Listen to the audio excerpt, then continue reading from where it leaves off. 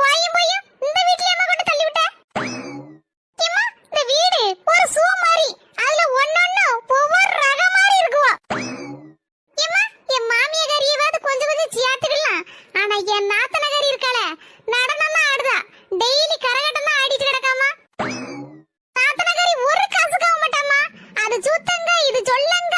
எப்பப்பப்பப்பா அது தொட்டா குத்தங்க இது தொட்டா குத்தங்க. எதுக்கு எடுத்தாலும் வம்புக்குனே வந்திருக்காமா.